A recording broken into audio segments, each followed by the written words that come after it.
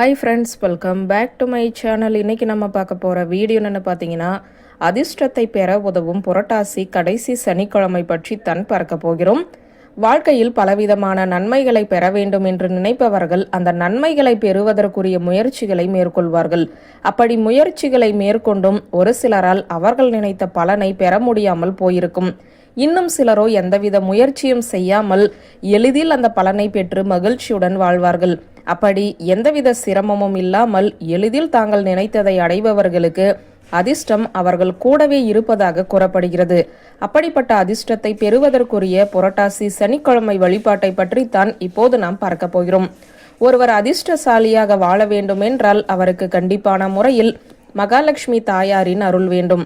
மகாலட்சுமி தாயாரின் அருளை பெற வேண்டும் என்றால் பெருமாளை வழிபாடு செய்வது மிகவும் முக்கியமான ஒன்றாக கருதப்படுகிறது. அப்படிப்பட்ட பெருமாளுக்குரிய புரட்டாசி மாதத்தின் கடைசி சனிக்கிழமை நாம் 2 பொருட்களை மட்டும் வாங்கி வைத்து வழிபாடு செய்ய நாம் நினைத்தது போல பெருமாளின் அருளாலும் மகாலட்சுமியின் அருளாலும் அதிர்ஷ்டம் நம்மை தேடி வர ஆரம்பிக்கும். இந்த 2 பொருட்களையும் குறிப்பிட்ட நேரத்தில் வீட்டிலிருந்து கிளம்பி கடைக்கு சென்று வாங்கி வந்து வைத்து வழிபாடு செய்ய வேண்டும். இதை நினைவில் வைத்துக் கொள்ளுங்கள். இந்த பொருட்களை வாங்குவதற்கு உகந்த நேரமாக 2 நேரங்கள் இருக்கிறது. ஒன்று காலை 7 to 8 மணி அல்லது மாலை 6 to 7 மணிக்குள் இந்த பொருட்களை நாம் கடைக்கு சென்று வாங்கி வர வேண்டும். பெருமாள் என்றதுமே நம் நினைவிற்கு வருவது மங்களகரமான மஞ்சள் நிறம்தான்.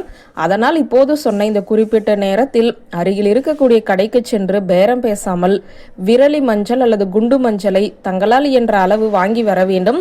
அதோடு மஞ்சள் நிறத்தில் இருக்கக்கூடிய மலர்களையும் வாங்கி வந்து வீட்டு பூஜை அறையில் பெருமாளுக்கு முன்பாக வைத்து வழிபாடு செய்ய வேண்டும். இப்படி செய்வதன் மூலம் பெருமாளின் அருளால் அதிர்ஷ்டம் நம்மை தேடி வரும். விரலி மஞ்சள் அல்லது குண்டு மஞ்சளை இன்றைய தினம் முழுவதுமே பெருமாளின் பாதத்திலேயே இருக்கட்டும். மறுநாள் அதை நம்முடைய அன்றாட தேவைகளுக்கு பயன்படுத்தி கொள்ளலாம். பரம ஏழையாக இருப்பவர்கள் கூட இந்த 2 பொருட்களையும் வாங்கி வந்து வீட்டில் வைத்து பெருமாளை வழிபாடு செய்ய அனைத்து விதமான செல்வங்களையும் அதிர்ஷ்டத்தையும் பெறலாம் என்ற தகவலை சொல்லி இந்த வீடியோவை நிறைவு செய்கிறேன். நன்றி, வணக்கம்.